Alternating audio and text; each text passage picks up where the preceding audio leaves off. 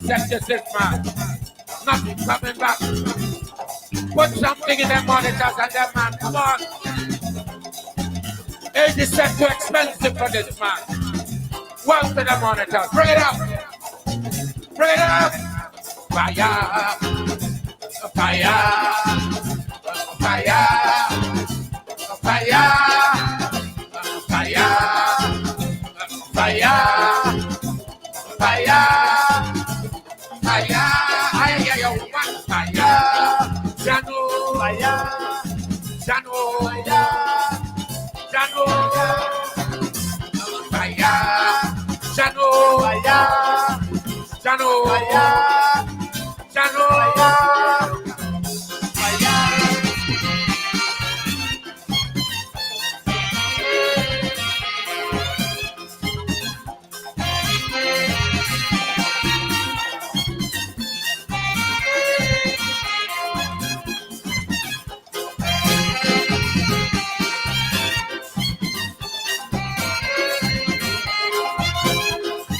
Judgment morning, I'm at the gate and I'm waiting. For the begging the master, give me a walk with Peter. Because some sinners coming, with them I go be dealing. Because the things that they do me, I'm going to fix them personally. Peter looks at the road by the gate. Money.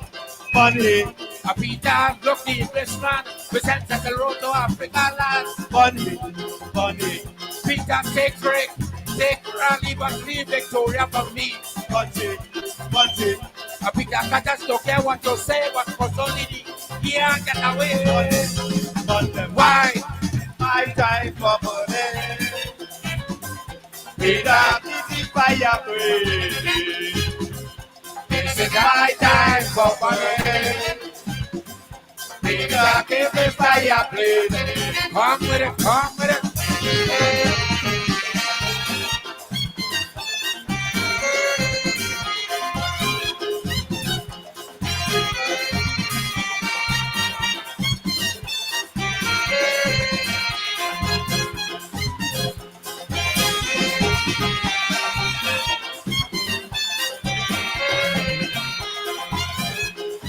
Peter, you don't know.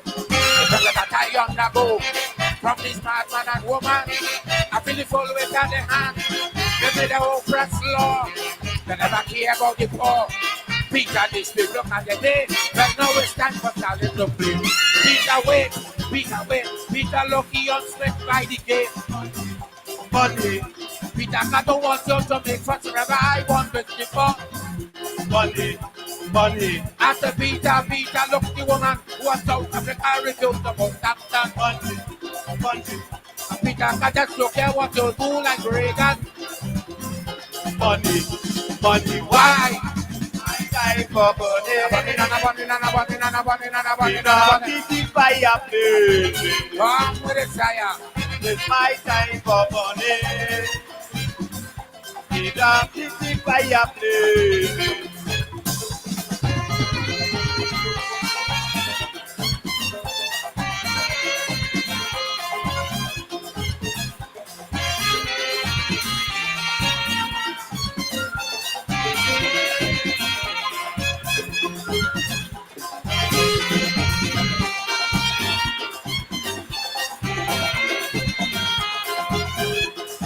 Peter, don't grudge me. Your hands got full already. You don't deal with the Führer. Now go ahead and take 4 stars. But that's what my dearie. Remember, that's my baby. So much back and all that she make. You got to get black down in a break. Peter, wait, that's a Peter, wait. Peter, look, both are reached by the gate. Money. We go down and don't want you to waste time. Remember, we still have all that behind. Money. Got the Peter, look the woman who then foreign troop in Africa land. Money. Peter can just look at what you say, but the Ku Klux Klan. Burn them. Why? It's my time for money. Peter, the fireplace. It's my time for money. Peter, this is fireplace.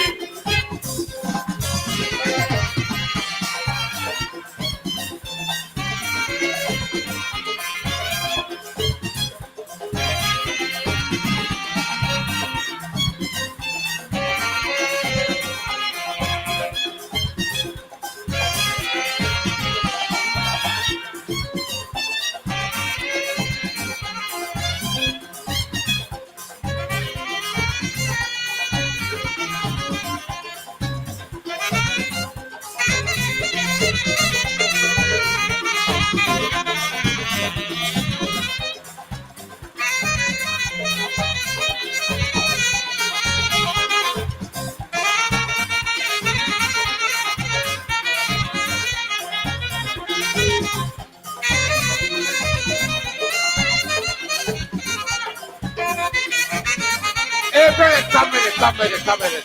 This is my time for burning. Peter, keep the fire burning. Aaron, you want a taste? You want a taste? This is my time for burning. Peter, keep the fire burning. Come with it, go.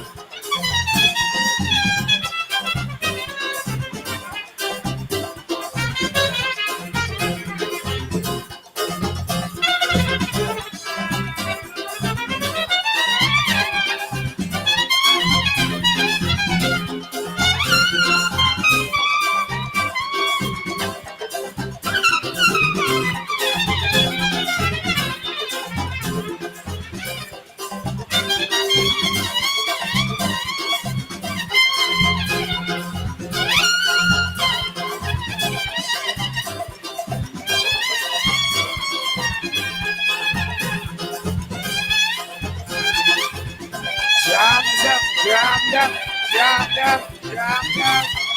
Oh, this is my time for burning. Peter, keep the fire blazing. This is my time for burning. Peter, keep the fire. Come with the music. One time.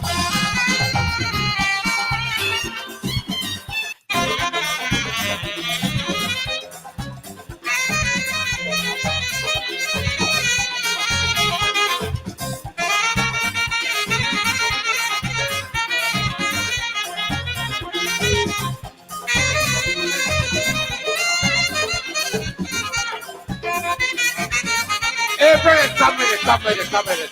This time for burning. Peter, keep the fire blazing.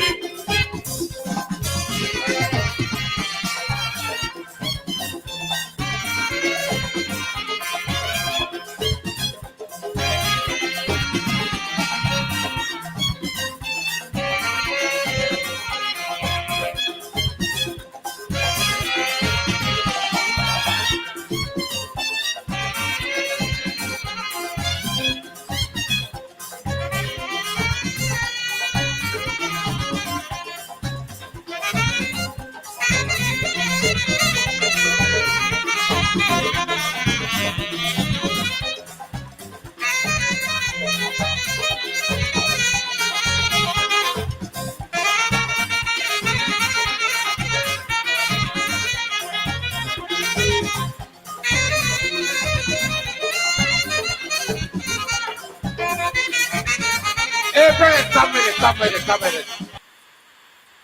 Oh, good evening to you and welcome to Politics 101 on a Wednesday evening. Black is beautiful evening on a Wednesday evening. Brother Chief Eric Phillips is going to be here with us. And tonight we are going to be talking real talk. We're going to be talking about a plan, an African Guyanese plan. Good evening to you. We came in there with the song, the music, the lyrics of the late great Black Stallion, Dr. Leroy Calise. Bondem, Peter Waite.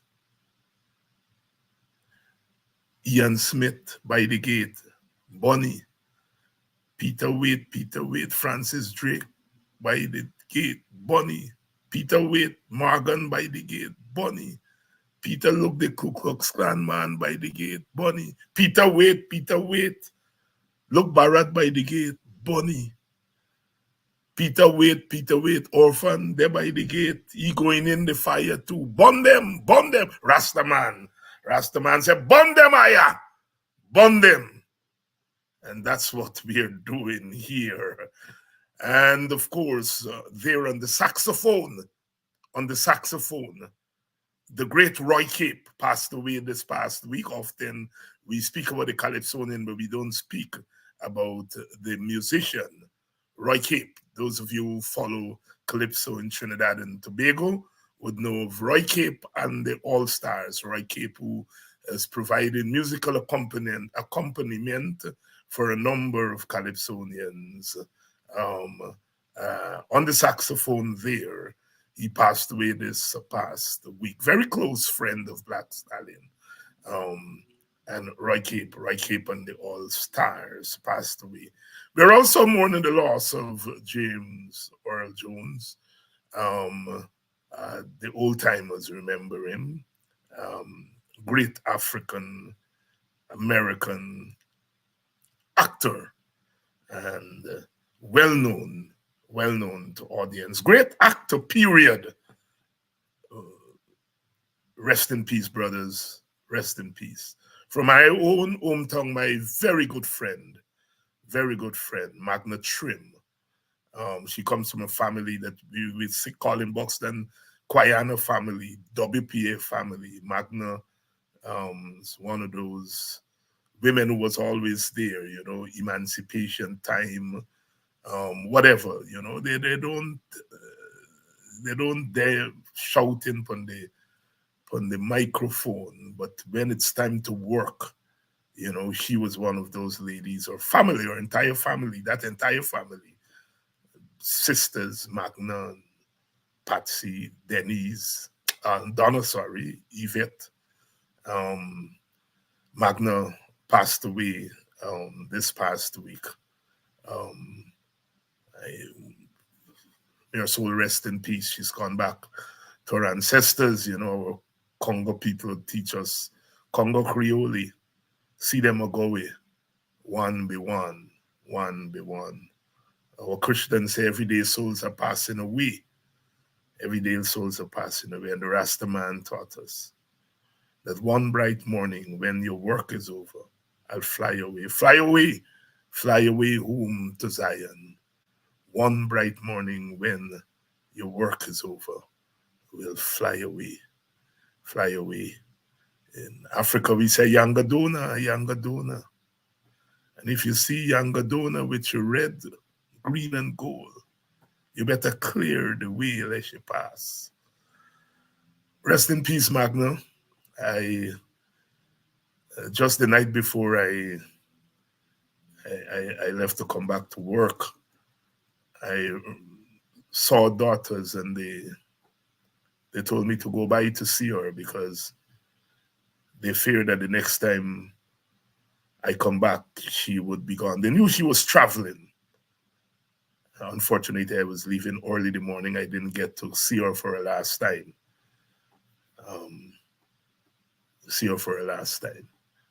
Magna Trim of Buxton, one of those unsung heroines, one of those women who contribute so tremendously.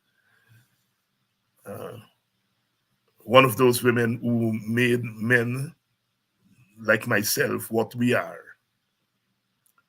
Always a word of encouragement. Always a word of encouragement. To the end. To the end. To the end. Our daughters, they carry on businesses, and I patronize those businesses, as we say in the village. I patronize the business, and you know, and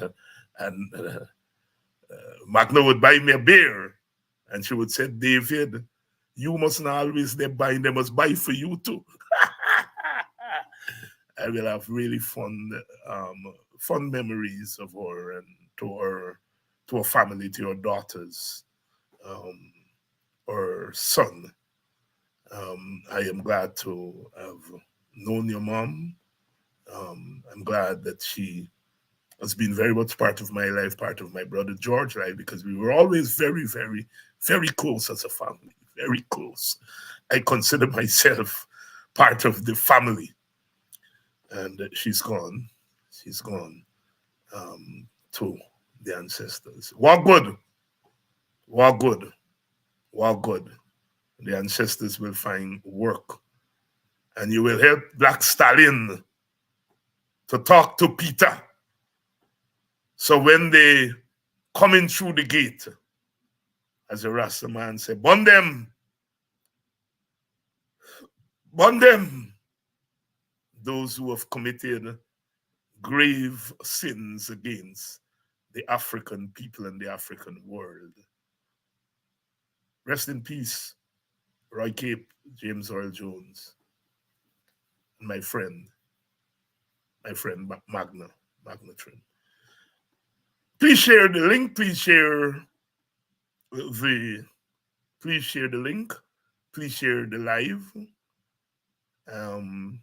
Because we're going to be talking some real talk tonight.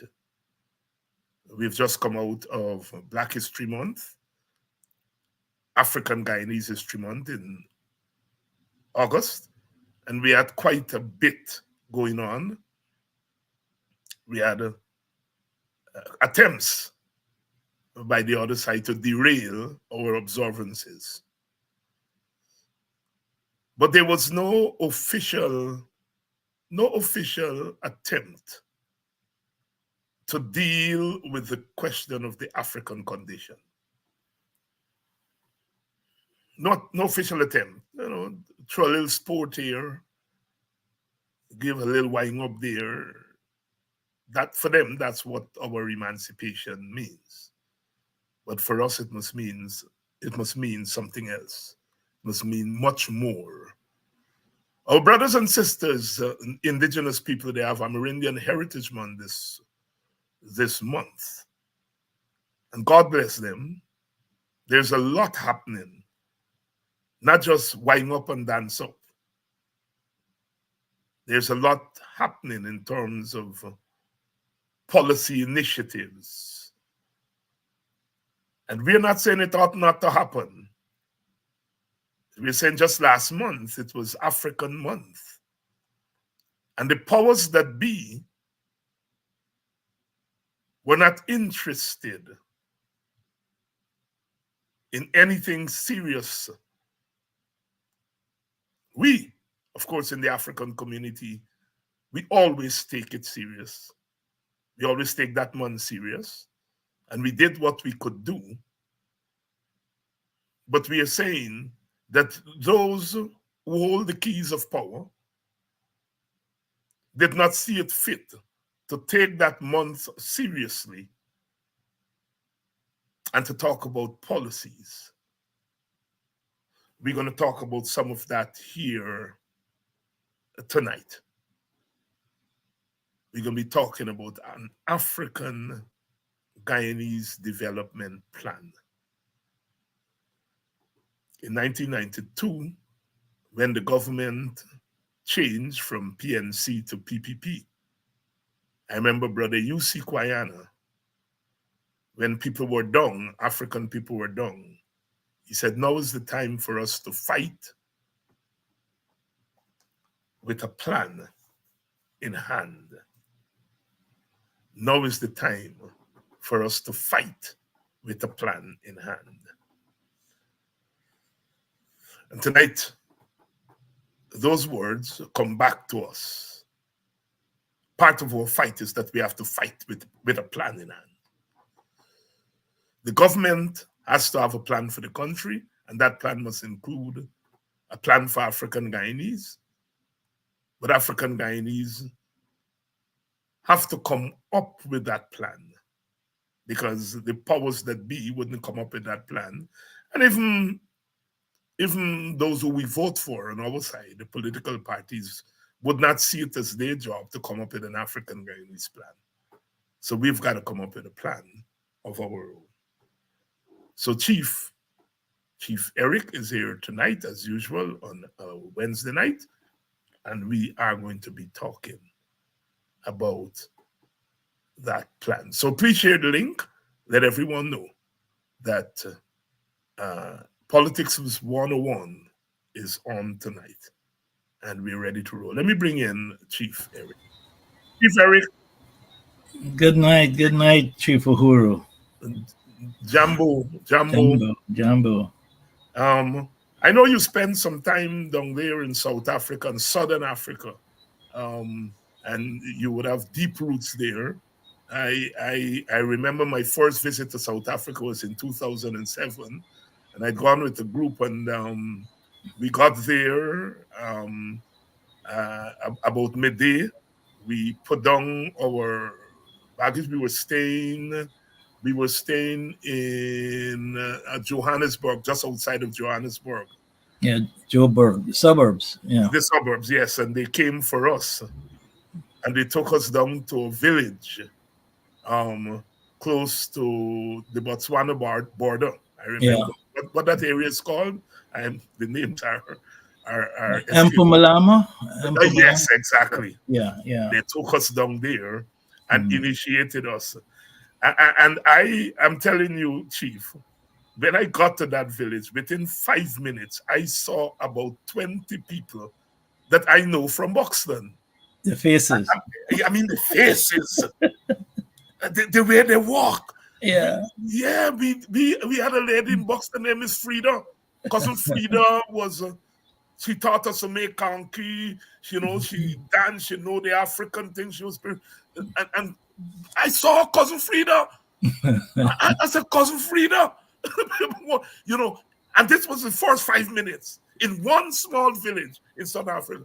If I ever doubted that I was an African, on that afternoon in 2007, I think it was February or March, it was a little bit cold, as I remember. Yeah, that's their winter coming over. Yeah, exactly.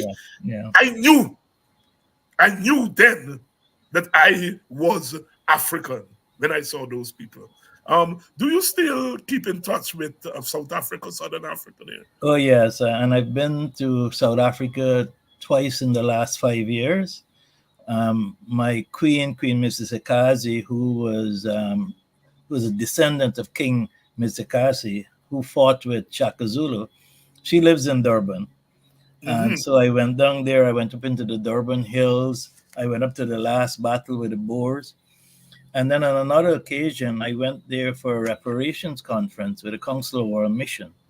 They have this thing called NIFIA, the New International Financial and Economic Architecture, which talks about climate justice, reparatory justice, etc.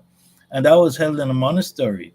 So for 5 days, I was in a monastery in Durban, meeting all sorts of people dealing with this new international financial architecture, which the Council of World Mission had initiated in Rio de Janeiro about 5 years earlier. It's a fascinating document. And to show what they've done, this is now a church, and this is really the London Missionary Society, the group that inherited the London Missionary Society. They've put together £8 million reparatory justice fund to look at things like what I'm discussing tonight, what we're going to discuss tonight, repair, spiritual, economic, social. But South Africa, I lived there for 7.5 years. I worked with Moss Machine, who was Thabo Mbeki's economic advisor. I was the COO of Safika Holdings, which was one of the Black economic empowerment companies that was formed because of Mbeki's African Renaissance. I participated in his conference that he had near the airport. That was his African Renaissance speech. I worked with those people. I participated in the BEE model, which had 5 elements: Black economic empowerment, that essentially said that these things had to be done to bring equity in the economy. At that time, there were 6 firms, 3 Afrikaans, 3 British, that owned 97% of the Johannesburg Stock Exchange. So if one of them owned one bank, the other one owned they owned all the banks. They owned all the car dealerships. Each one of them owned the same thing. They were vertically integrated, and they basically dominated the economy and owned everything. And that came out of the apartheid legacy. Chief Eric Phillips here, and I remember going in to what I'm trying to remember the white cities was Gauteng. Gauteng, yeah, yes, that's a province. Yeah, that's the province, and the white city there. I'm trying to remember it is. Pretoria is the capital. It's in Gauteng. Yes, but they have a lot of exclusive white cities. Even though Mandela tried to change that, it's still basically a very separate country with youth unemployment. When I was in Durban a couple of years ago, reigns around 60% for the Black community. And there were power shortages and all sorts of things. And when I first got there in 1997, South Africa was ranked number 11 for IT. They were so very well developed. They were well developed because they were helped by the Germans and the Israelis. And as a matter of fact, a lot of the technology used to control blacks during apartheid came from Germany, came from Israel.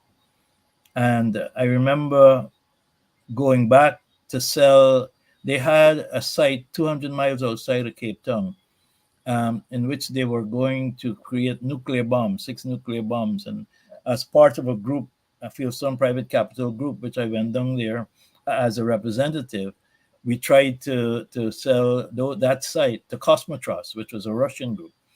So I know South Africa extremely well. I've been to all the provinces. Used to drive to Botswana, have some good Yes. friends there. Holele Masini. I mean, Swaziland, that was another trip in itself. Um, Lesotho, which is in there, where the Chinese were dominating the textile industry. Spent a lot of time in Soweto, visited Winnie many times.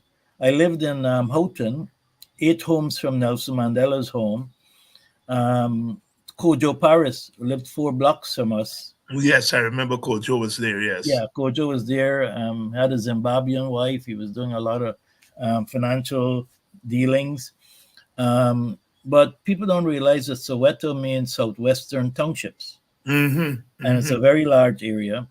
And people don't realize that there were also townships for mixed people. You know, so Colored. colored people, like El Dorado. Yes. You know, so the townships, depending on your hair and your other stuff, apartheid that only ended not too long ago, and the legacies are still there, still impacting the economy, still impacting the cultural cohesion. Same as in slavery in the Caribbean.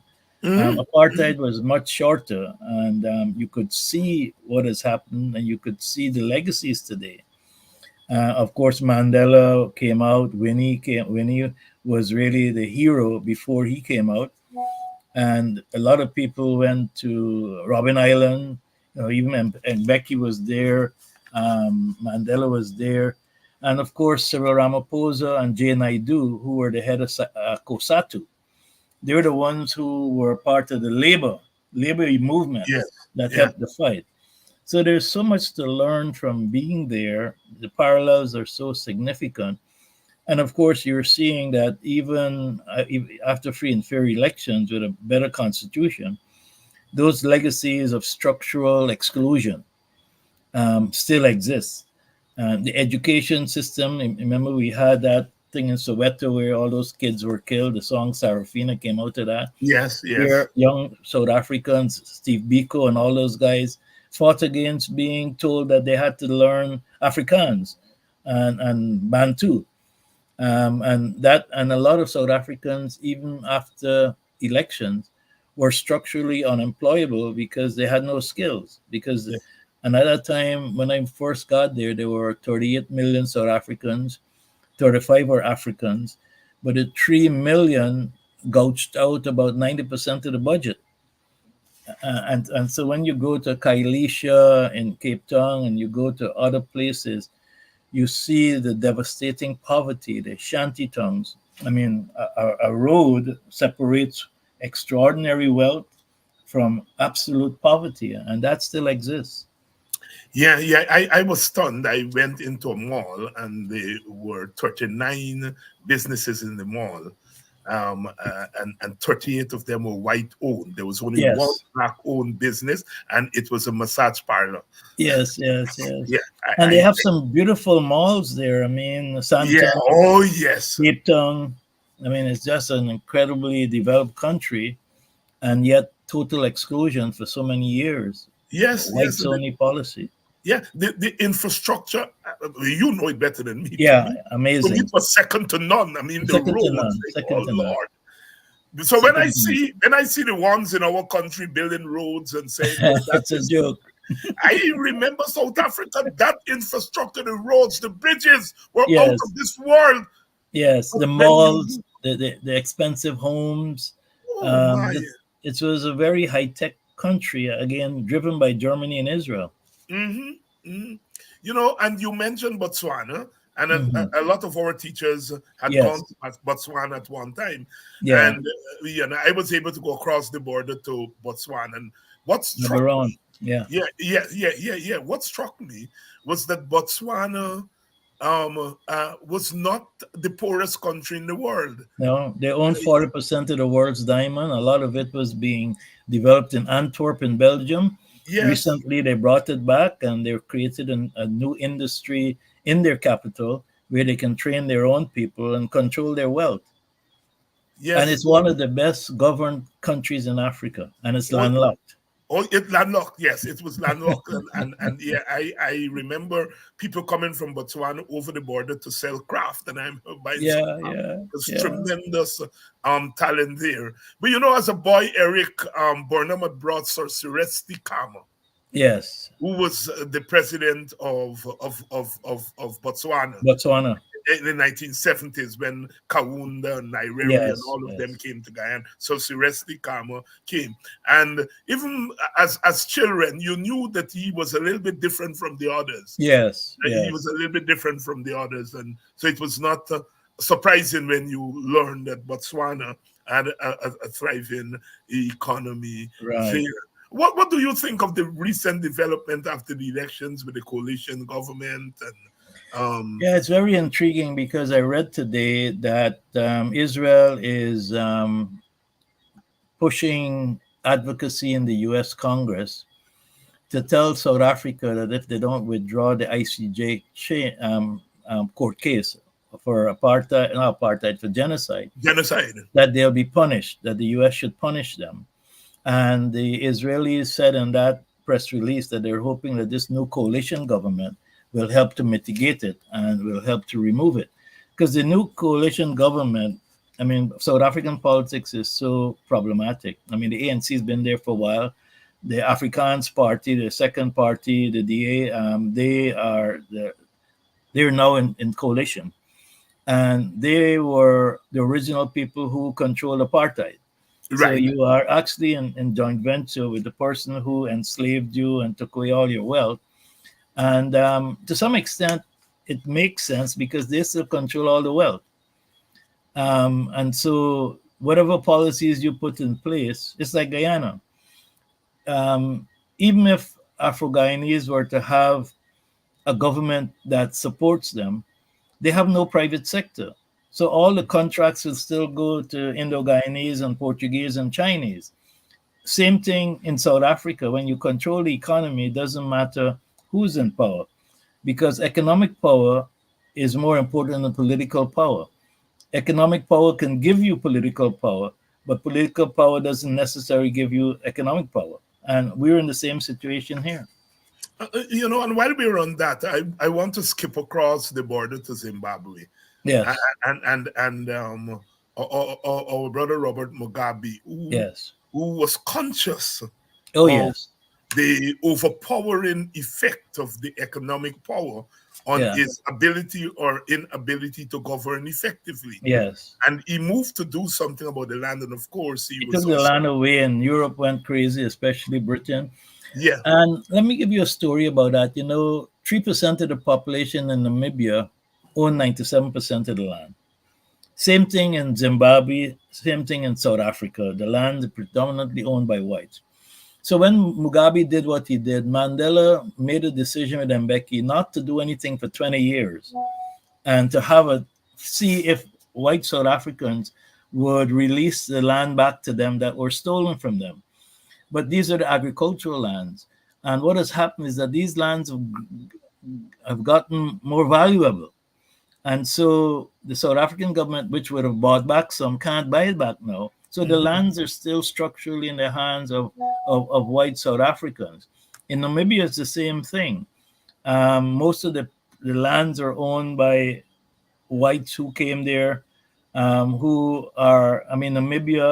they had a reparations agreement where they would give them 1 billion pounds over 30 years for projects, which was an insult, because most people don't realize that what happened in Israel was forced practice in Namibia.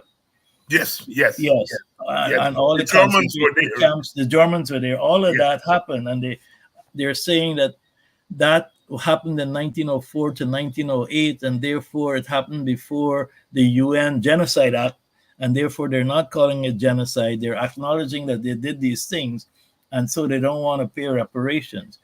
But our region, with the diamonds, with it has a lot of lessons for us. Oppenheimer, the the companies that still control that economy. But Mugabe made a bold step, and because of that, Britain came on against him. The Chinese are there helping, but they made Zimbabwe broke, and now Zimbabwe is trading off of gold, and there are all sorts of crooked things going on with people in the Middle East and all sorts of things. Yeah, when you think about that neighborhood, Eric, when you think about Kenya and Zimbabwe and Uganda and Uganda and Botswana, Mozambique. You know what happened in Mozambique? During apartheid, the white South Africans signed a deal with the Coharabasso, which is their hydro, and they're getting power at like 1 cent a kilowatt hour, which is ridiculous. But that deal was signed, and then the whole nonsense about sanctity of contracts. But the waterfalls there, the Coharabasso, would solve a lot of problems, developing hydro. And it's a beautiful part of the world. I mean, Kruger National Park, you get the Zambimbo. It's just incredible. Yeah. I remember looking out from the hotel that we were staying in, the vast expanse of land. Oh, yeah. And seeing the leopards and the giraffes. Yeah, at Kwa Maritime, that hotel there, that resort. Oh, my God. City. You're there and you're looking up and you're seeing the animals and all of that. Yeah. Oh, my God. Some of the most beautiful sight in the world. I think, and I was making the point that Kenya, Zimbabwe, Botswana. Developed up until the 1960s, 70s, quite developed economies and so forth, and all attempts at nationalization and so on were met with the iron fist, brutal force. And those of the Bretton Woods institutions, IMF, World Bank, those institutions are still destroying young economies. I saw that Jamaican is now one of the 2 deputies or 2 vice presidents of the IMF, and there was an article in the Jamaican paper yesterday that basically says that we shouldn't be happy because that is the essence of neocolonialism. He's there not because he's going to look at our interests. He's there because he's looking after the bank's interests. Yes. In case you all are just joining us, yes, it's Politics 101. Yes, it's Black Talk tonight. And we started with Southern Africa talking about we coming to Guyana because there are lessons to be learned. Egerton is saying, so you all now understand what the PPP has done with land distribution and buyer support for the private sector, the distribution of African Guyanese. Yes. And Egerton, good evening, my brother. And so Everton, you get the drift of where we are going. So this is not just talk about Africa, because land is generational wealth. Yeah. And we had it in the village movement. We had the British do all sorts of things to destroy it. But when you look today at land distribution, whether it's the indigenous groups, whether it's the private sector groups, whether it's the Brazilians who are doing soya, the same thing is happening. And pretty soon, with oil and foreigners coming in here, we're going to lose control. I wrote this document here, IQ. This is my first issue, January 29th, and the title is Local Content and National Security Issue. I've had 20 of these different documents. And the fundamental thrust there is that we should not adopt local content international definitions, because then we will lose out because we're part of CARICOM. We should have called it national content. And through that mechanism, we would have given our people land, even people graduating from high school, from UG. And that land would be used as equity, and foreigners wouldn't be able to buy our land. And this way, we would have, from a national security perspective, not only more control of Guyana, but we will have more generational wealth in the future.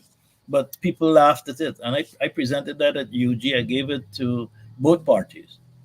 But it's because a lot of our politicians haven't traveled, haven't had the experience we have had to see what has happened, what has failed, that they don't understand the geopolitics of oil. I mean, look at Venezuela. Venezuela is now to pre 1950 GDP levels. And they made a serious mistake because they stopped growing food. They started to import 80% of their food. And then when the oil prices dropped, they crashed. And we are on that same path. I mean, we're talking about 20 by 25 agricultural plan, but we really don't understand what happened in Venezuela, which is next door, and how essential it is to have Guyanese of all races own the country, they own the economy. And this may be controversial. If I were in power, there would be no Chinese supermarkets here, because that is an access point, an entry point for low-level entrepreneurs, and it's food.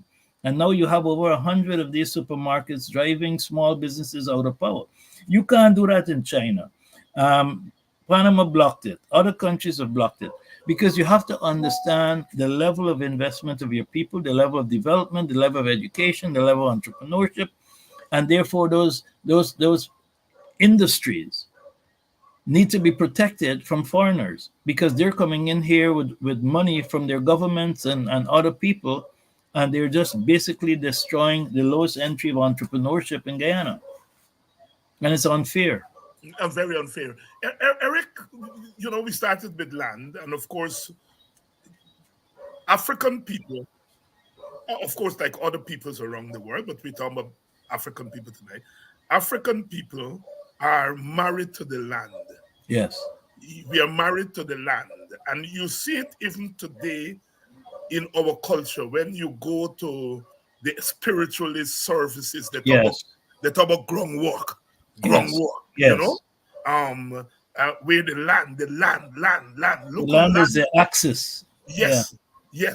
And so therefore it was no accident that after emancipation in 1838, the first thing that those people did was to acquire land, to buy land. Yeah, Victoria, November 7th, 1839.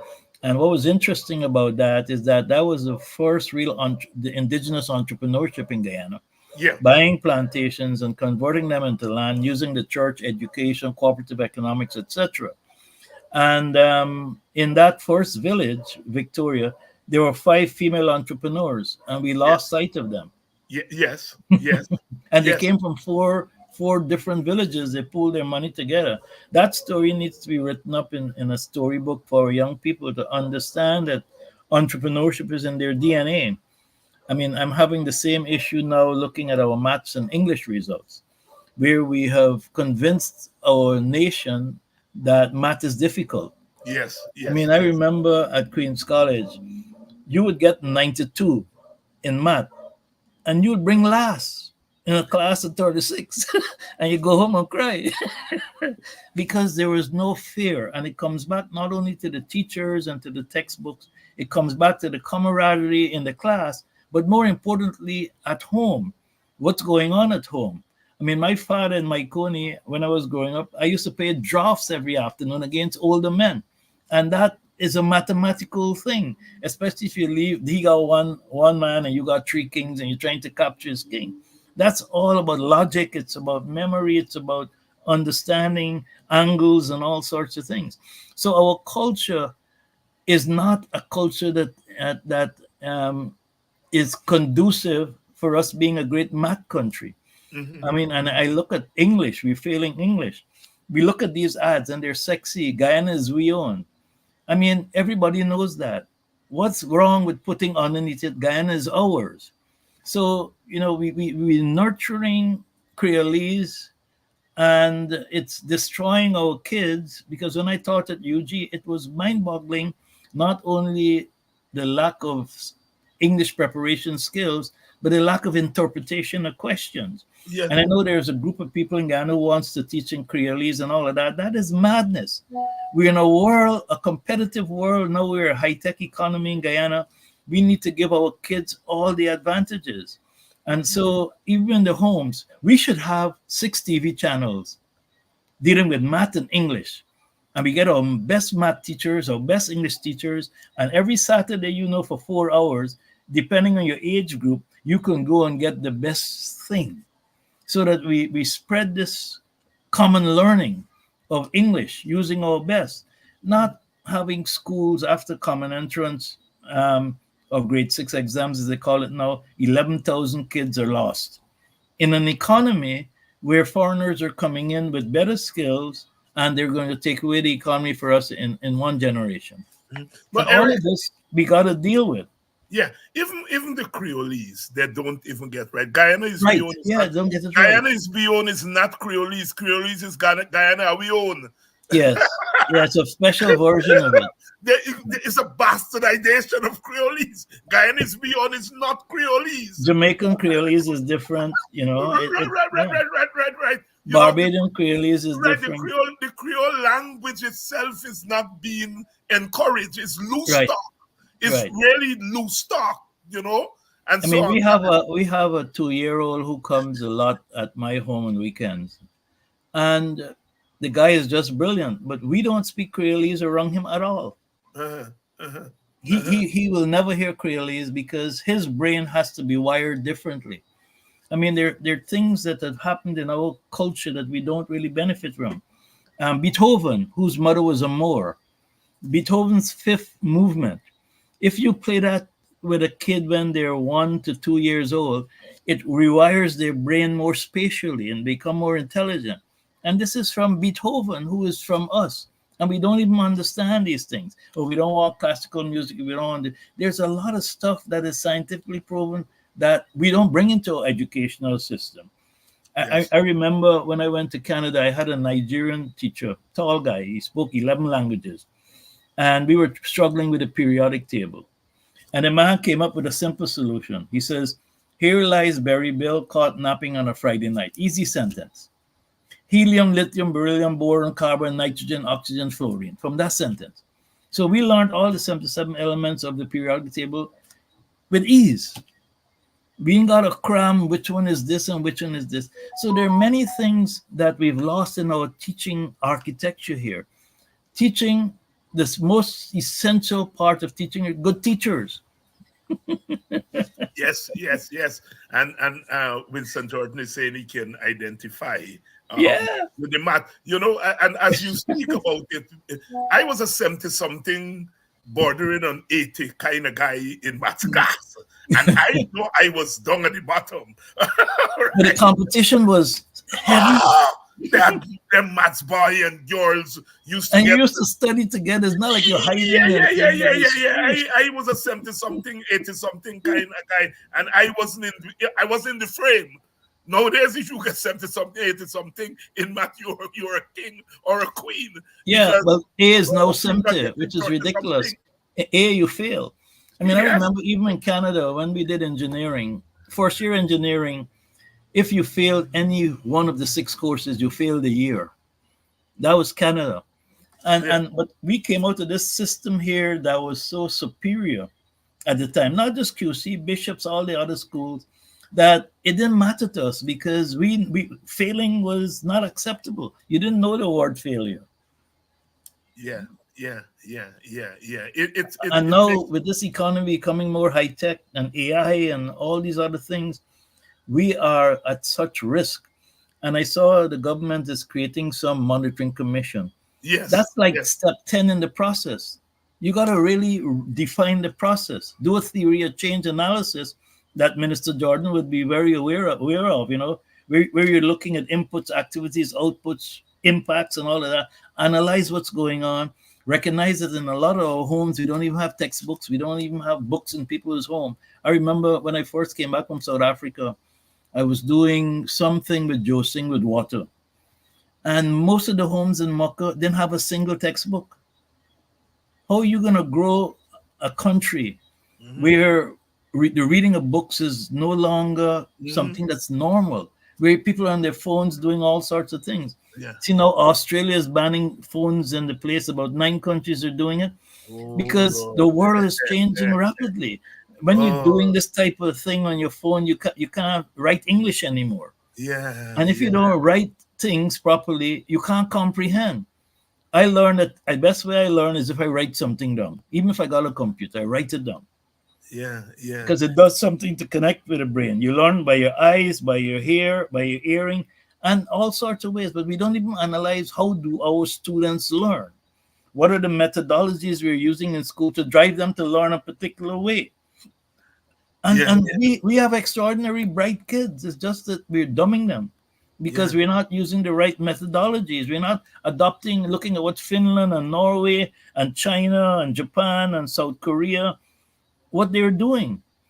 But we don't realize that the Tigers spent 12% of GDP on education for almost 20 years. Yeah. Yeah. You know, these are things that should be known instead of trying to make heroes out of students that are doing 28 subjects and getting A's, and 99% of the people who took exams are failing math and English. The math rate and the English rate in the Caribbean is under 50%. That is mind-boggling as a region. So the whole CXC thing where you're diluting things and where you got people doing 28 subjects is madness. It's madness. Eric, you know, one of the things that is not well known is that when the PNC came to power under Burnham, they set up a land reform commission. It was headed by Brother UC. And when I was doing my research for my PhD, I ran into a book written by a Malaysian professor. He had done a comparative analysis of ethnicity in Malaysia, Guyana, and Fiji. Right. And he said in that book that although Guyana was an African and Africanist, and people felt that he was going to give the best lands to Africans, he didn't do that. He distributed the lands very fairly. What he did is that he ensured that Africans got land, right? But he distributed the land fairly. And I spoke to Guyana about it afterwards, and he gave me a story. He said he went to Essequibo in an Indian community, and the guy applied for land, and he gave the guy land. He said the guy bring a whole set of water coconut to give him. And he told the guy, I like water coconut, but I can't take a water coconut. and the guy said, well, you know, Mr. Guyana, you did a great favor to us. And Guyana said, but that's what I am supposed to do. Yeah. You know, I'm sorry. I'm glad you found what I did to be fair, but I can't take your water coconut. Yeah, yeah. You know, David, we have so many models we can look at. We can look at Lee Kuan Yew. Yeah. And what he did with the racial tension, with the Chinese and all of that. If we want to make this country great, and getting like Trump now, you get some good licks last night. You know, there's so many things we can do, and we have the people either at home or in the diaspora, but we're too busy doing other things and trying to promote one Guyana, which is really social cohesion, instead of promoting a one Guyana based on both on economic inclusion. Right, inclusion and equality and equity. Yes. You know, and I tell the story of land reform to get to land reform today, to say that it's nothing new. That all countries, all governments should be thinking about land all the time and updating the land and land reform. And I know that is something that you have been thinking about. I spent hours with you and Stanley Ming going through documents and proposals in relation to land in Guyana. So I know it's something that you have been thinking about. Since the Guyana 21 document and now Guyana 2030, which Guyana 21 started in 1997. So that's how long we've been looking at this in terms of making Guyana a just and fair society. At the time, we didn't have oil, so we were looking at what was the best economic strategy, whether it was a road to Brazil, a deep water harbor, Now, of course, that's still relevant to some extent, but we have oil, we have agricultural diversification. But David, none of that makes sense if our students are failing. Yeah, yeah. So Eric, where do we start with an African Guyanese plan? Well, let me give you some history. When David Granger was in power, he within the first several months he announced a 10-point plan for Amerindians. And Agda, Violet, Jean Baptiste, Brother Cook, who died, myself, and two others, Godfrey, young man, we gave Granger a 10-point plan. And it had land, it had a banking license, etc. And of course, we said to him, this will help us to get over this generational deficit because it's institutional and it's political. And of course, during Granger's reign, we engaged people like Minister Jordan, who was very helpful. But the majority of people did not understand where we were. And this was pre-oil. We know oil had been found because most political parties talk that they're national parties. But if you look at the historical context of our economic development, you will see that for over 200 years, a large number of people were never paid. They had no generational wealth other than what they bought in the villages. And this has created exclusion because of the structure, because of the British, because of winner take all of that.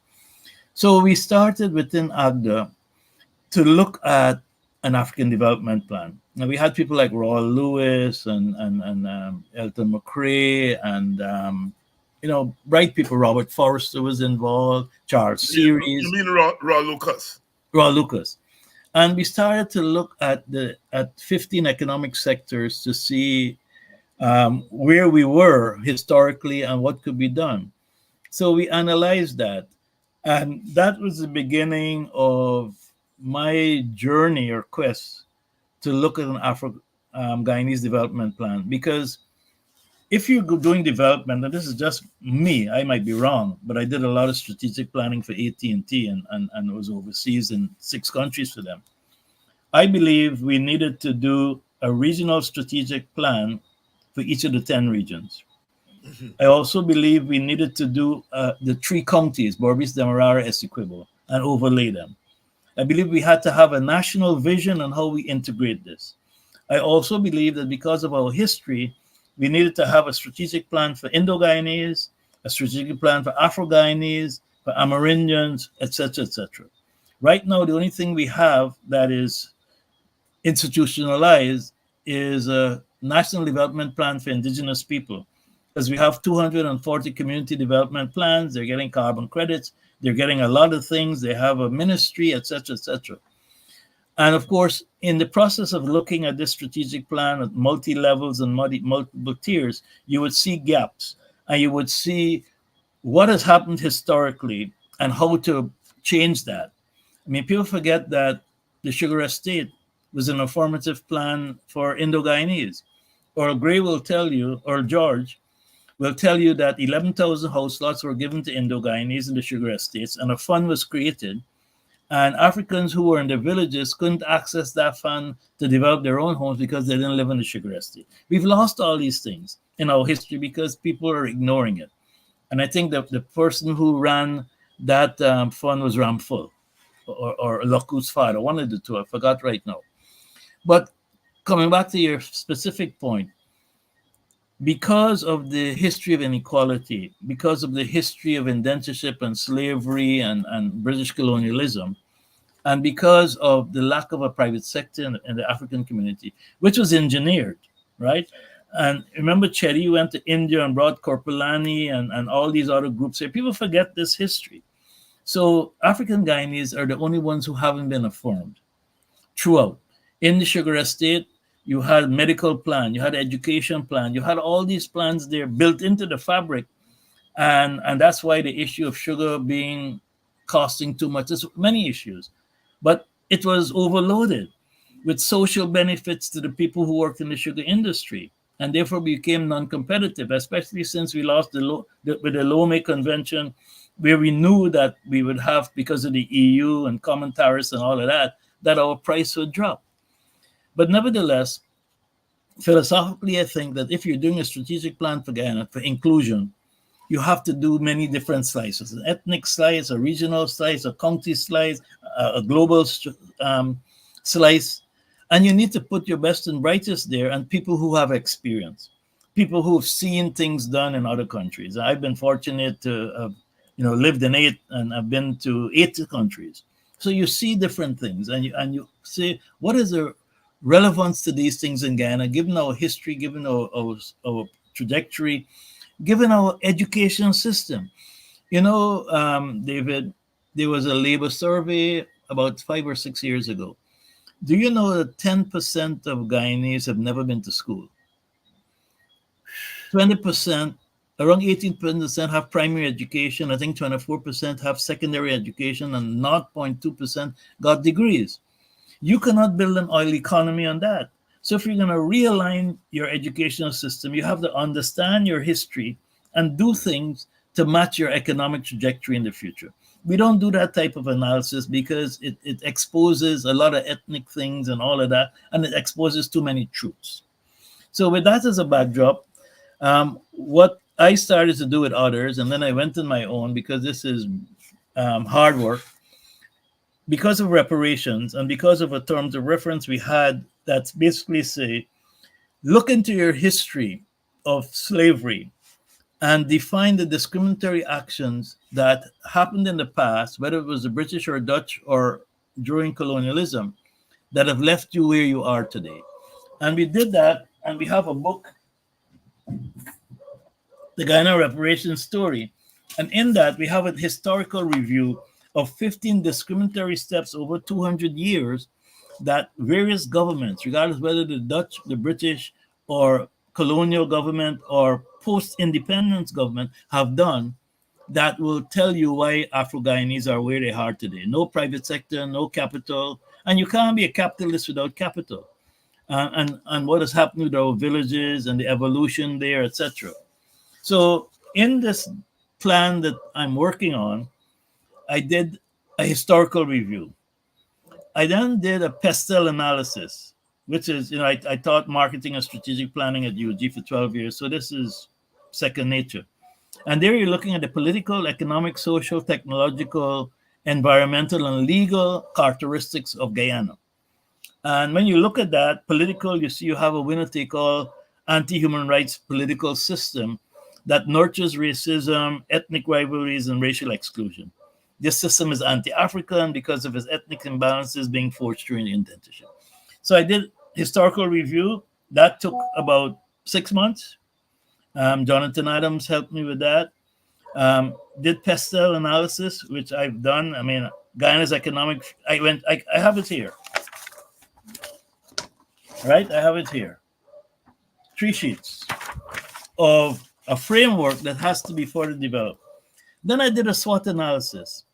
What are the strengths, weaknesses, opportunities, and threats facing the African community? What are our strengths? Because if you're going to develop a plan, you got to build off your strengths. You got to minimize your weaknesses.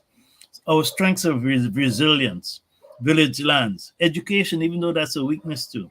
We have this deep faith in God. We have an entrepreneurial DNA. We have the diaspora. We have armed forces numbers.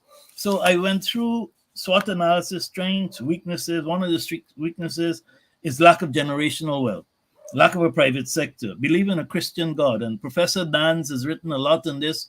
I mean, a lot of what I've abstracted is what you have written in discrimination. Professor George Dans have written, Hilary Beckles, and a lot of experts. A lot of people in the Caribbean, including Martin and CLR James and all of that, because you have to understand that context. Disconnection from Africa is a weakness because the Chinese could go to China, Indian could go to India, Portuguese could go to anywhere they want and find business partners because you're connected. We came from so many different countries. We don't know where we are. So if you ask an African Guyanese businessman to go find a strategic partner, where would he go? An Indian could go to India, and they also have a consulate here or an embassy. China, same thing. So we don't have that. It's a disconnection. Lack of Ubuntu, lack of Pan-Africanism spirit, political opportunism, and disunity in the African community. So you see some people doing things against African interests who are African in Guyana because there's political opportunism, and they say they're PPP versus PNC, but the bottom line is that history can judge you not as a PPP or as a PNC, but what did you do to contribute to your African community that nurtured you, right? Opportunities including a growing economy, agricultural sector, partnerships with African countries, trade with Africa, reparatory justice, diaspora partnerships, Caribbean partnerships, entrepreneurship, village diversification. Threats: winner-take-all politics, racial tribalism, economic exclusion, political indifference, ethnic violence, oil and gas exclusion, lack of a banking license, suppression of public service salaries. So there are a lot more. But after I did the historical review and a pestle analysis, I did a SWOT analysis. That was then followed by Porter's 5 forces. People who know Porter's 5 forces is about market entry. So the question is, if we are going to create a private sector, what are the barriers? What are the threats? Do you have buying power to do it? Do you have a threat of substitution in the sectors you're going to go into? Do you have any supply of power? We don't have any supply of power in the African community. All the value chains are with others, and this has been historical. Then I went into geopolitical analysis, and that is very important. What is Guyana as an oil-producing nation? Who is it important to? Why is it important to them? Is it China, India, Russia, the US? What's the link with the Caribbean? This issue about Venezuela claiming 2/3 of Guyana, that's a big geopolitical issue, because if we're asking for reparations and 18% of Guyana, where are those lands? Are those lands where Venezuela is claiming? What are the geopolitical implications of that? On and on and on. Guyana, United Nations, CARICOM governments, are they aware of the plight here, etc.? And what is the government of Guyana's strategy or non-strategy when it comes to Africans? You just, at the beginning, talked about Marine Heritage Month and the whole host of programs and activities and funds, carbon credits. Oriella gets this one gets this one getting chicken farm, this one getting honey farm, all these things.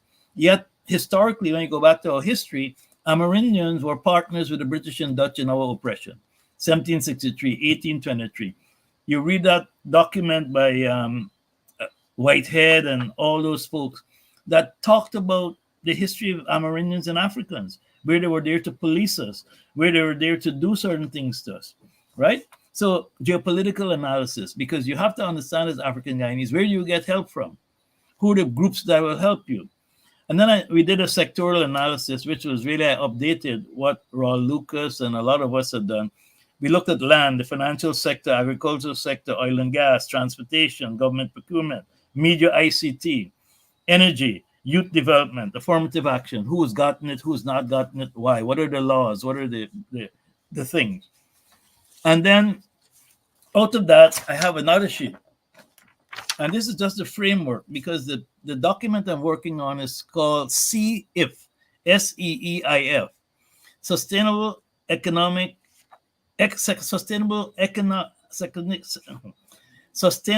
Equitable Economic Inclusion Framework, SEEIF.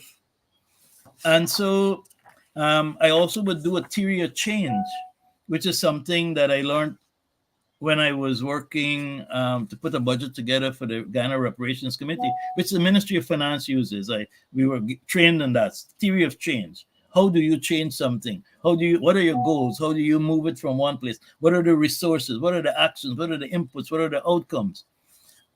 And out of that, I came up with 7 findings, which I won't read. I then came up with 5 priorities, then 6 building blocks, and then a 10-point plan. Now, the vision I have is that we would get a former Minister of Finance to work with us, because we would come out with 10-point plan, we come out with actions, whether they are legislative, whether they're social, whether they're political, whether they're economic. And the goal was to put together a budget with plans for our villages, for example, cooperatives. That's where we may have to go. Village diversification. What's our role in oil and gas? What is our role in education in terms of technology transfer, in terms of AI, in terms of a lot of things? What do we do with our villages The plants there are old. You go in Buxton and all these plants are old. You need to replant. Should Buxton become a coconut estate? Should another group be doing quinoa? Should it be doing A, B, C, D, E? What's your soil telling you you're doing?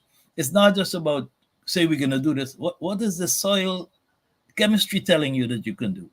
And then how do you work together in unity? How do you buy from each other? How do you create, for example, a loyalty plan of supermarkets where you buy from yourself what you grow, self-sustainability. What do you export to the Caribbean? What do you export to Africa?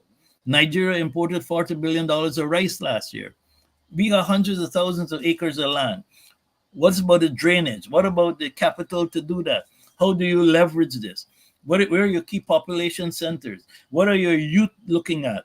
In Buxton, you should be able to spend 2 weeks and know everybody's education in that village, because you need to map not only the educational context and architecture, but what are the dreams and aspirations? And is that aligned with what you want to do? Are you going to do agriculture? Are you going to have solar energy? Are you going to have lawyers? Are you going to need doctors? Why don't you have a pharmacist, architecture, group of pharmacies that you can get products from Africa, from Aspen Pharmaceuticals in South Africa, which is the equivalent to Cipla in India? Because where are you spending your money? Healthcare, education, housing, all of those things you need to analyze. Now, after all of this is done, you come up with a strategic plan with a budget that should be proposed to the government again to include in their next budget. You would have to do advocacy. First of all, you share it with all the political parties, because none of them will do the work that we would have done, right? You then share it with the ABCs and all the diplomatic community in here. You share it with all the Caribbean heads of state. You share it with all the African Union heads of states, because we have connections to them. Because you have to bring leverage for change. Because you're essentially, when you do the SWOT analysis or you do the environmental scan, you're seeing exclusion. It's structural, it's institutional, it's historical. And when you're locked out of a growing industry like oil and you're starting 5 years later, regardless of what local content laws you have, it will be difficult. So, for example, you would recommend that if the government is giving out a contract, then they should have a subcontract that is an African group. And you would pool your carpenters together. It's a lot of stuff that is common sense. It's not brain surgery. And it's done before, right? Why not give 10 young people 100 acres and you pool them into a corp and they're doing something that has an export market? Perhaps Barbados, you got a partnership with somebody who's going to pay forward so that you have capital to invest in that particular product. Where are we spending our money? You look at bread. We spend so much money in bread, and putting up a bakery is about $300,000, a very good bakery. But I remember doing this analysis in Essequibo about 10 years ago, where the amount of bread they were buying, if they were to put their own bakery in place, they would cover the capital investment in 1 month. So these types of things. But coming again, the advocacy part, you would then take it to the UN. You take it to the Congressional Black Caucus. And you would get this geopolitical support for change in Ghana, because a lot of what you recommended, as much as it's common sense and it's included, would be resisted not only by the Indian private sector, who doesn't want anybody else in, or the Portuguese private sector, who got connections with Brazil, which we don't have, even though there are 110 million Afro-descendants in Brazil who are poor as hell, et cetera, et cetera. But this is it needs another year of work. I put together a proposal for the Council of World Mission. I was supposed to get support from the Guyana Congregational Unit to get funding to do it. They didn't support it. So I am just doing this full-time and part-time, because it's a lot of thinking. For example, to do the SWOT analysis, we would have to do about 60 focus groups. Afro-descendants in Canada, Afro-descendants in the Caribbean, Antigua, in the USA, in the USA, different areas. Groups in Guyana, groups, so you would have to do a lot of scientific work, so that it's not you saying that one of your strengths is this. It has to be validated. It has to have internal consistency, because ultimately, based on the data, you're going to make decisions on which sectors, how you enter them, where you get capital, who are your markets, who are buying your products? How do you deal with food security within your own villages? What it is that we're eating that we shouldn't be eating? What is it we should be growing where they're captive markets? Shipping is an issue. How do we deal with that? Is there a link between Africa and the Caribbean that will allow you to export? I mean, there's one now being built in the Caribbean, but we don't have any ownership. I mean, there's a big issue between ownership and control, but we also don't use special purpose vehicles to create co-ops, to create joint ventures, lots of things. So I just wanted to give you a quick overview of that, using all these different techniques, but it's a holistic package. It deals with the institutional, structural, and historical exclusion. And by the way, you would show all of those with numbers. You would look at all the contracts that's been given out in the last 3 years. I have that. I could show you the ethnic composition of that. I could show you the value. I could show you people who've never been in a sector who've given lots of money to go into the sector. So you can't say that that's not affirmative action. You go back to Flip Motilal and Amalia Falls, 15.4 million for a road. He never built a pavement a year in his year. I can give you 20 examples right now of Indo-Guyanese and Portuguese Guyanese who are being empowered by giving them contracts, and then they go and find a foreign partner and they come whole. And that's how you would have to build. You have to give everybody equal access. And it comes back to what is the local content law? What are the barriers of entry? What are sectors that no foreigners should be in? I talked about the supermarkets already. I mean, a lot of people are losing their little bread because the Chinese supermarkets buy holistically, they buy in bulk, and they don't pay VAT, and they're killing you. And yet your community becomes totally dependent on a foreign group when it should have been creating community jobs and community value and community wealth. So Eric, that's a quick overview. Isn't it the job of the government to protect local businesses? Yes, it is. And to encourage entrepreneurship. You're talking about entrepreneurship. Startup but you're taking away the sectors where they can easily enter. I mean, and the other thing with entrepreneurship is like our educational system. Entrepreneurship is an ecosystem that includes mentoring, and it includes capital, it includes all sorts of things. We only do about 4 of the 8 elements of a entrepreneurship ecosystem. I mean, I've gone to courses and I laugh.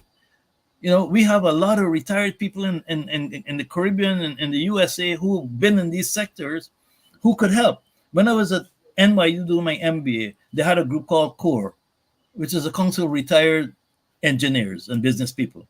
And they would come and we would have to go with them. And in the financial sector, we'd go and give advice to a young budding company.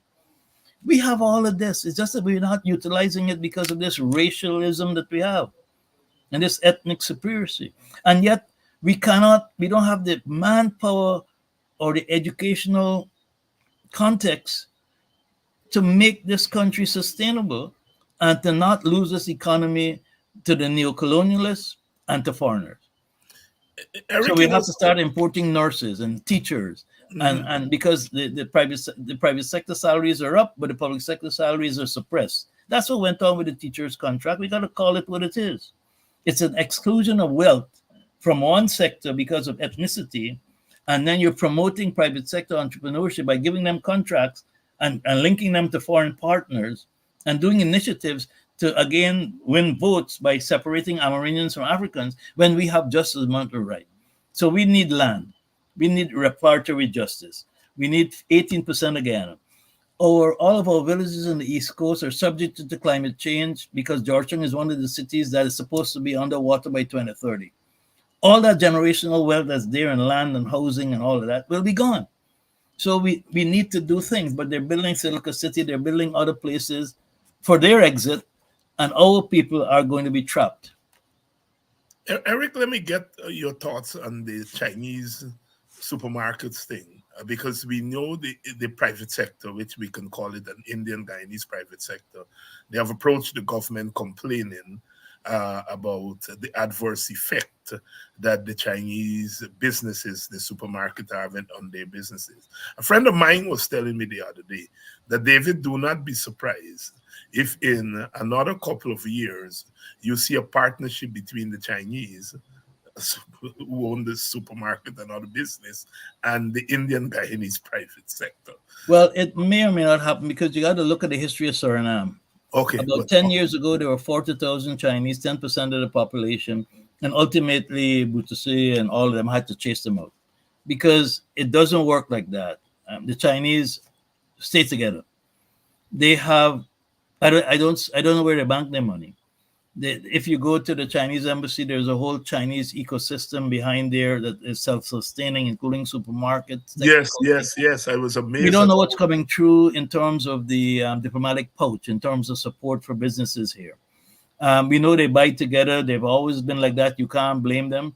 But this is an entry sector for budding entrepreneurs, especially given your educational status. You should be nurturing that. Because once you lose that value chain, you can't recover it. So and countries do this. What Some people call it protectionism. Think, some people calling protecting little industries. Do you think the government is going to move against the Chinese? It's too late. Wow. Because there are other geopolitical ramifications of that. The Chinese are the most dominant construction people in here, whether it's the bridge, whether it's wastewater treatment, whether it's hotels. Most of the hotels are being... And there are a lot of other things that are going on behind the scenes that I know that most people don't know. So it's too late. What we need to do, and it could have been done easier, you could have said to them, form a joint partner with the community. Right. But the community doesn't have capital. The community doesn't have value chains. The community doesn't have political power. The community doesn't have diplomatic power. So it's too late. That's gone. Curacao, it's the same thing. Aruba is the same thing. Bonaire is the same thing. Panama blocked it. It's a Chinese strategy throughout Latin America and the Caribbean. Eric, you know what bothers me is the kind of apartheid whenever I have visited those stores. The Chinese people sit down behind the cash register. The cash register. Indian girls are packing things, often lifting boxes, climbing up on thing. And then black men outside with some long guns. With the guns, yeah. Oh my goodness. It's a typical model. If that now is you not have some apartheid, Venezuelans because of Spanish. Yeah. I mean, I'm here and there are 9 within a 400 square yard circus here for me. Yeah. And what has happened is that Indian supermarkets have rented out their space or sold out, and now they're complaining. Yeah. The one in Buxton, which recently did, it has an Indian name. Yes. Well, all of it is branding, all of it is psychological warfare, all of it is subliminal. And there's one on the road near Macdoom. It's owned by an Indian who came back from Venezuela. But you see, it's in joint venture with a Chinese. And it's the same model. They got a black guard outside with a big gun. And everything inside is different. So there are a lot of ways to hide ownership. A lot of it is pooled interests. They buy from bread just from this Indian company. That's the only bread they carry. This place at not Lamaha Church and near Princess, near Carnival Hotel. They Campbell They're Place. smart. Yeah, they're smart. They buy in bulk. But we could have set up our own Aquaba supermarkets that would carry our products grown in our villages, that would have pharmacies, that would have product out of Aspen Pharmaceuticals out of South Africa. They got so many different groups. We could create our own value chain.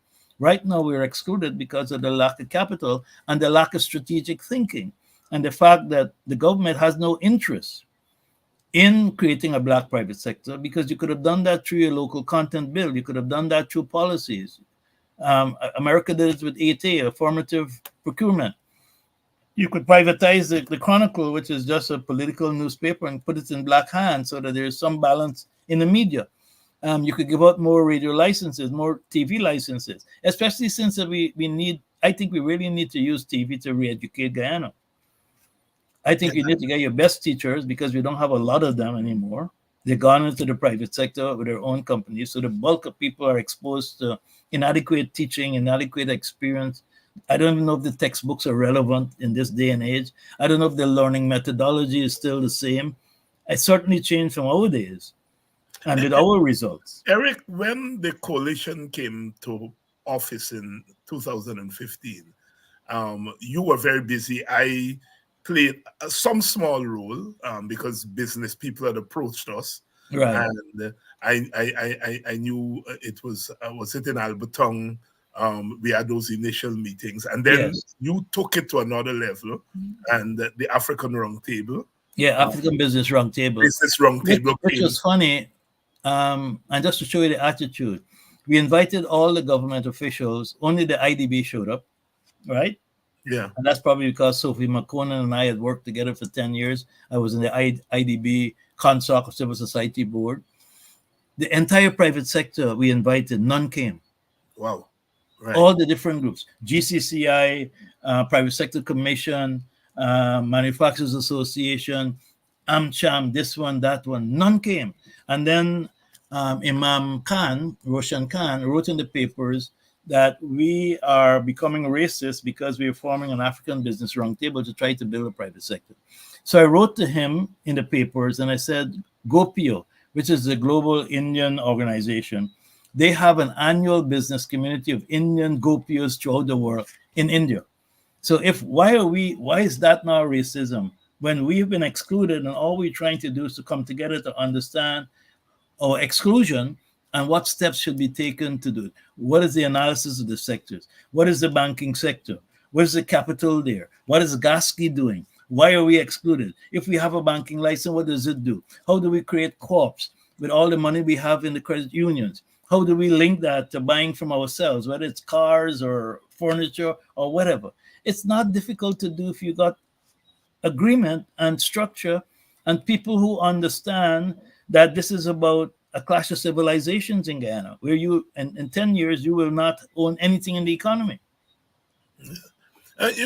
Eric, I tell that story of the formation of the African Guyanese Business Roundtable to say that when the coalition came to office in 2015, they encouraged that. They encouraged yes. Minister Jordan was very supportive, not directly intervening, but we spoke to him about it. He understand the concept, and he understood the challenges because the government at the time had no money. If you look at the budgets for the 5 years the PNC was in power, APNU, and the last 3 years. As a matter of fact, I was looking at it last night, that the total combined budget of the APNU in 4 years was just barely more than this year's budget. This year's budget, yes. Right, and then there's the sovereign wealth fund. There's the debt equity ratio. There's the access to capital because you have oil as collateral. So all this stuff people are talking about that the PNC didn't do, or APNE didn't do, or AFC didn't do, you have to put it in context. Yeah. If you don't have money, what you're going to do? That's and therefore right. You have to start taxing. And then you have sugar bleeding you. We're producing sugar at, I think it's 40 cents or some ridiculous number, cents, yes, and selling at 8 or 12. Yeah. And then people are stupid enough to say that it's bringing in foreign currency. I mean, what sort of thinking is that? We got to do it because, so every time you sell a pound of sugar, you're exporting 32 cents US. Yeah, you're subsidizing the people who buy the sugar. Yes. You're subsidizing. When you could have retrained those workers and look at the market differently, look at CARICOM, look at food security, look at climate change. And by now, you would have retrained your workforce with technology to be targeting other markets because we have land, we have water, we have sunshine, we don't have hurricanes, we don't have earthquakes. The only earthquakes we have and hurricanes are the politicians on all sides. Chief Eric Phillips here tonight. Eric, where we go next is that I want us to begin to talk about how African Guyanese are going to break into the private sector. We have to. Yes, without a private sector, without a middle class that's sustainable. You see, the few Black entrepreneurs in private sector are afraid to do anything together as Africans because they'll be punished. Yes. And the multiple vendors and all of those don't have the capacity. I wonder, when I take the bus and pass by Stabroek, I do it a couple of days a week just to get a feel for the people. I don't know how those people survive. I don't know what are their margins. I see rotten things and even try to sell it to you. So what do we do with those people other than moving them as nuisances? They're yeah. old people. Are we going to give them a monthly cash credit? I mean, we have enough money to look at things differently in terms of housing, Yes, in yes. terms of a monthly guaranteed income. If you look at Brazil under Lulu, in the program Bolsa Familia, he raised 4 million people out of poverty, but it had criteria. You had to go to school, you had to do this, you had to meet Yeah, certain yeah, things, yeah, and yeah. then the check would come to you. One of the problems with doing that in Guyana comes back to voting and the voters list and who's really legitimate. Because if Right. you start doing that, then all those things get validated or invalidated indirectly.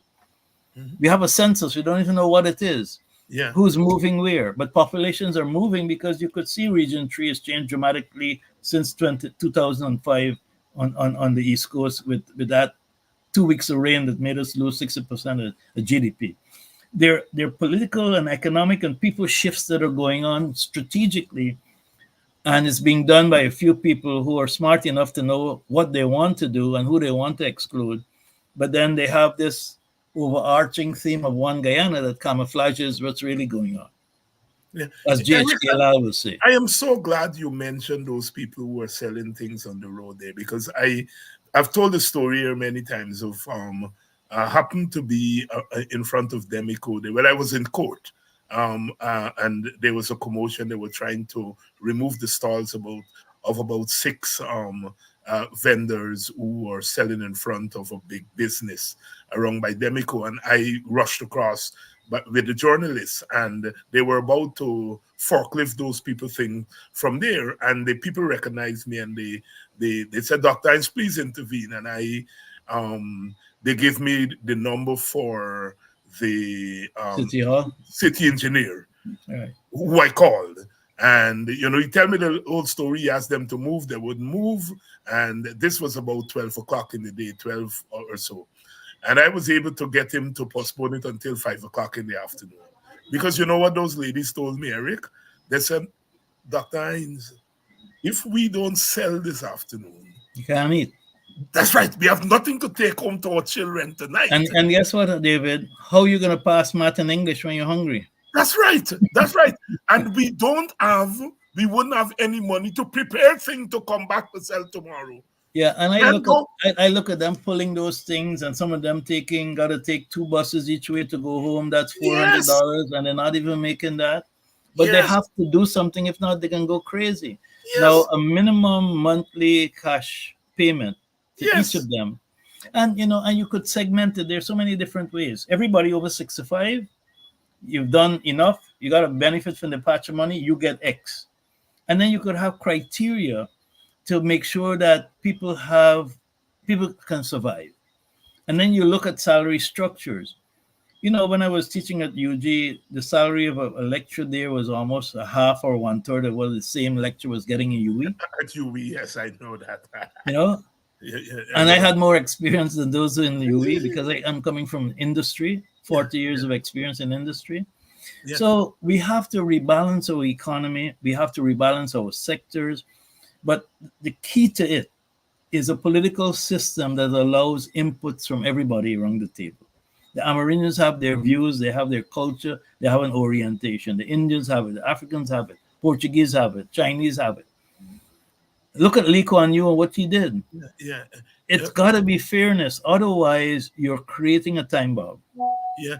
Eric, I'm so glad to hear you say that you drive around by Yeah, going by bus just to listen and to you people. go by bus to listen to people. And you want to cry because you don't know how they're surviving. And then you start to realize that no one in the bus is speaking English. Students and all. Yeah. Tears came to my eyes when those ladies pleaded with me and said, we will have nothing to take home tonight to our children. We will have nothing to prepare to come back tomorrow to sell. Dr. Hines, please intervene. And they gave me the number for the engineer. I called him, and God bless him. They say he's not a nice chap, but he was not hostile to me. You look at the value chain. At Easter, everybody runs to New China Trading on Rob Street, buy stuff and resell. At Christmas is a different product line. They run to the same place. We control none of that. Yeah. And now we're becoming so foreign. And then we don't even understand the issue of PPP. We're looking at GDP. If you go to New York and you buy a 3-piece chicken, it's probably $5.99. Let's call it $6 US, which is about 1,200 here. More We're paying expensive in 1,800 for that same in thing. Guyana. Yeah, Yeah. yeah. And so there's another extraction going on when you look at parity. You know, but our politicians, our people don't explain these things because they're too busy taking care of themselves. And they don't really understand when you're an oil nation, what you've become. You no longer control your destiny. And if you think you're going to get away with things forever, you're going to be surprised. Eric, listen, I love my political brothers and sisters. All of us are political people to a large extent. But there's a difference going into the market and walking about and shaking hands with the vendors than to really sit down and talk to them and give them relief. And give them relief and give them hope. Those people make nothing. Yeah. I mean, even the bus drivers, you see how they drive crazy. They gotta make a certain amount of money every day. Yes. And yet those women get up every day. Every day. And people, don't. People look down on them. Look down on them. They don't, oh, no. That bothers me more than anything else. In my own village, Eric, those women go out and sell beer in front when they get funeral. And then they sweetie. I mean, how much money you going to make on a sweetie? Selling sweetie and yeah. And they got dragged those big old fridge on their own, up and down. Up and down. Oh, Jesus Christ. I'm telling you. And then they get robbed too if they're not careful. Yeah. And when you study, they cannot be making more than $100 per beer. Yeah. If that much. Water gone up from $1 to $1.20. And that's right. Why bother? Because they buy 24 for $1,300. They gotta sell it the 24 at $1.20 each to make some money. And then it take you 4 hours to sell that 24. A couple cases.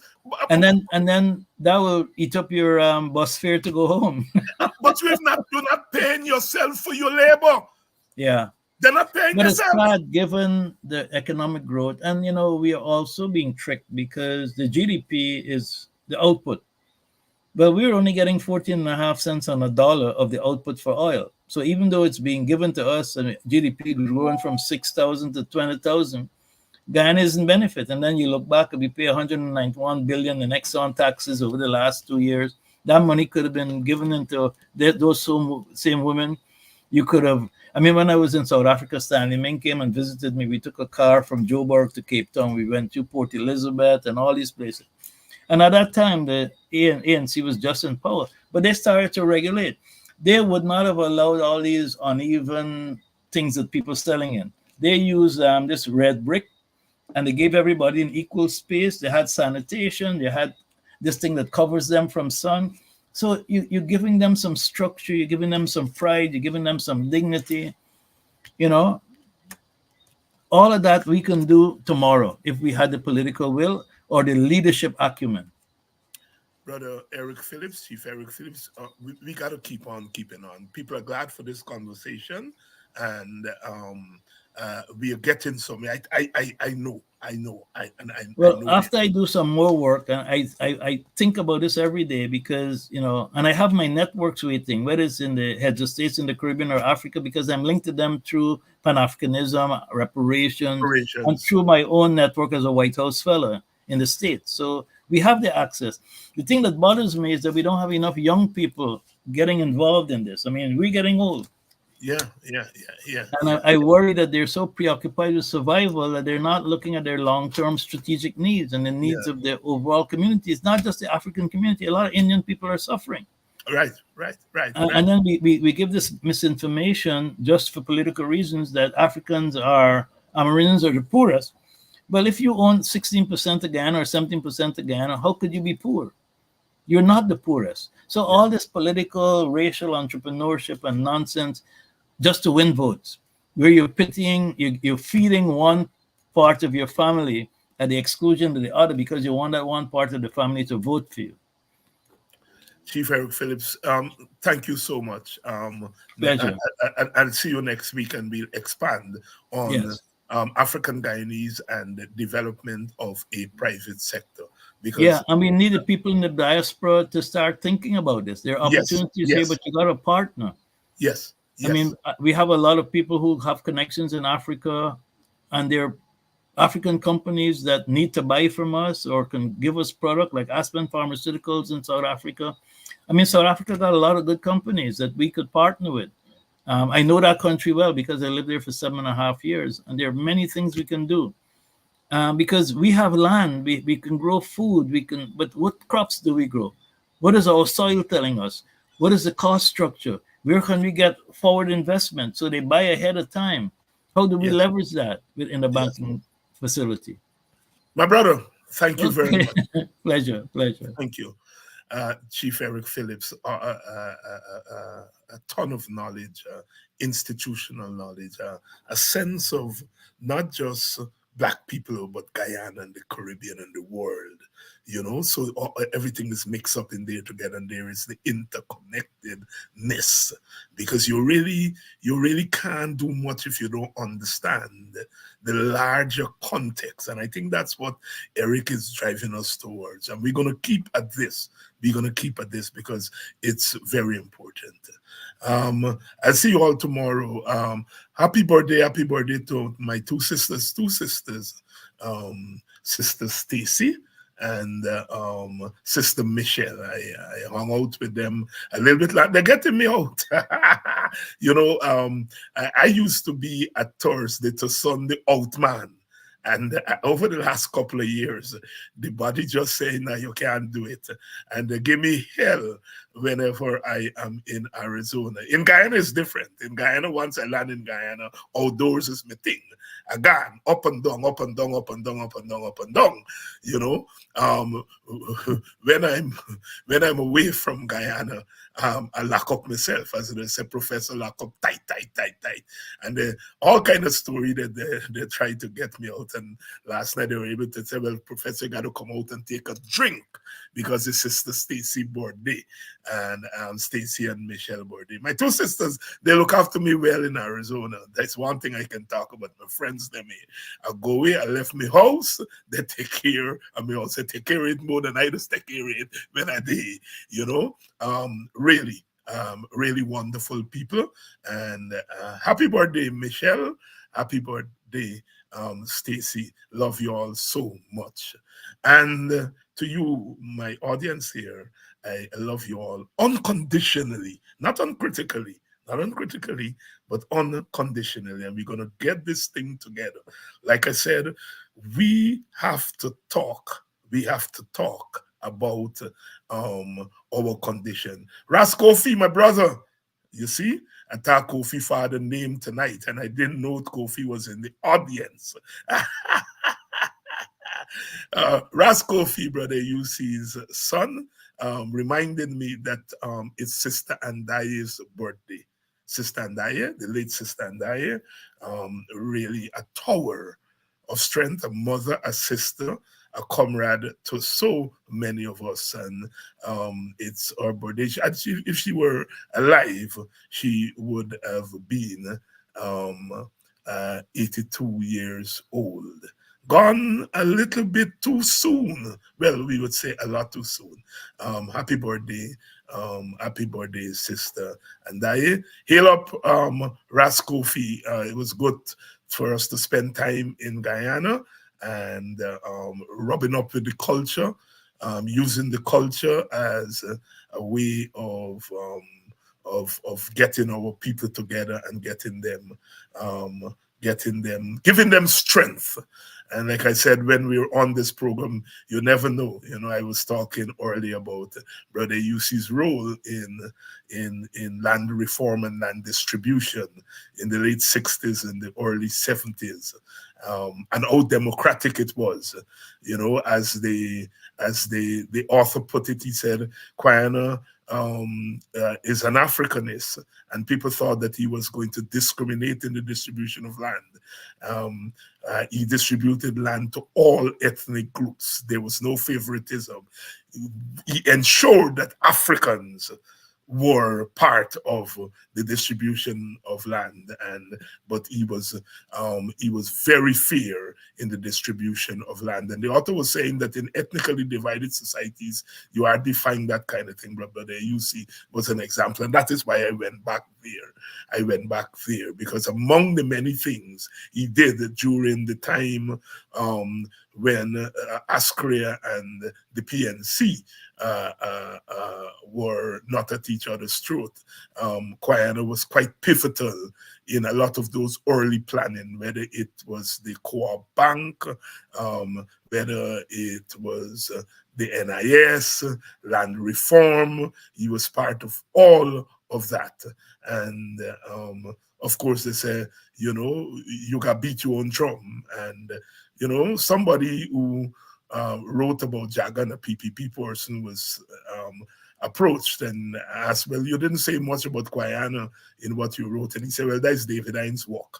So if you all hear me talk a lot about the Guyanas, the Andayes, the Rodneys, the Rupnarines, Bagwans, etc., it is not so much that I want to dominate you all with that, but to fill in the missing dots and the missing links, because although we have had the two maximum leaders, we have had leaders who have played very important roles and very pivotal roles. Guyana being the modest person, it's only recently that we have taken it upon ourselves to really beat his drum and to talk about what he did.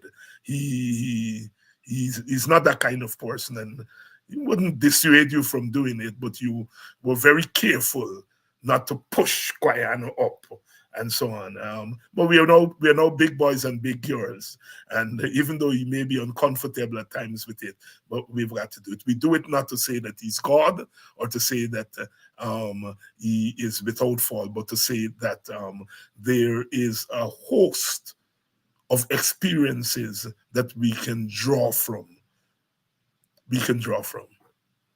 See you all tomorrow night. I don't know who I have tomorrow night, but I know I got somebody. Tomorrow night we're going to be talking about elections preparation, GCOM and all that story. Vincent Alexander is going to be here. See you all tomorrow night, and love is the message. Without love, we are going nowhere. And it's a special kind of love that comes from the soul. That's why we have soul music, soul food, SOUL.